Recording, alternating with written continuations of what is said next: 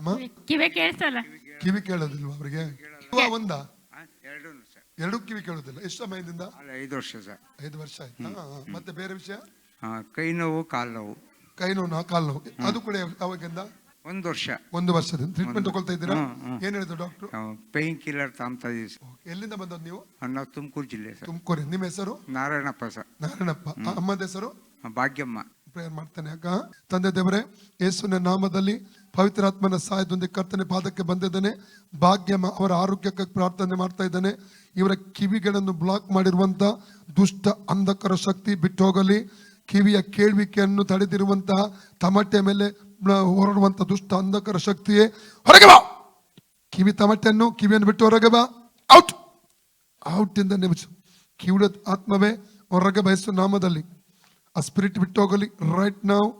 Right ನಾವು ಭಾಗ್ಯಮ್ಮ ಅವರು ಸೌಖ್ಯವಾಗಲಿ. ಭಾಗ್ಯಮ್ಮ ಅವರು ಸೌಖ್ಯವಾಗಲಿ. ಭಾಗ್ಯಮ್ಮ ಅವರು ಸೌಖ್ಯವಾಗಲಿ. In the name of Jesus. ರೋಕೋ ಲಿಮಾ ಸಿಂಡೆಲಿಬಾ. 2 ಕೈಗಳ ಮೇಲೆಯೂ 2 ಕಾಲುಗಳ ಮೇಲೆ ಹೊರಡುವಂತ ಆ ರೋಗಾತ್ಮ ಶಕ್ತಿ ಕೂಡ ಬಿಟ್ಟಾಗಲಿ. ಕೈಕಾಲುಗಳು ಫ್ರೀ ಆಗಲಿ. ಕೈಕಾಲುಗಳು ಫ್ರೀ ಆಗಲಿ. ಎಲ್ಲ ವೇದನೆ ಬಿಟ್ಟು ಹೋಗಲಿ.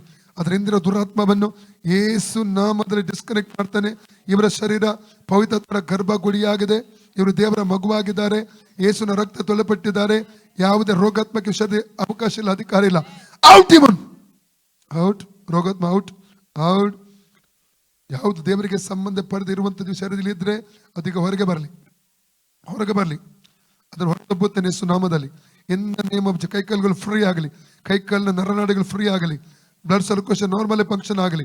ಇನ್ the name of Jesus. Amen.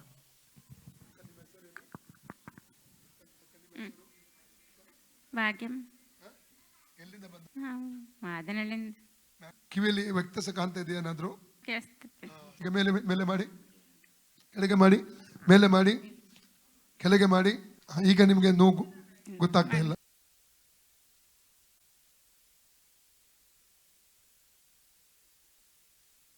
ಇಲ್ಲ. ಓಕೆ. ದೇವರು ಹೀಲಿಂಗ್ ಟಚ್ ಮಾಡಿದ್ದಾನೆ ಆಯ್ತಾ?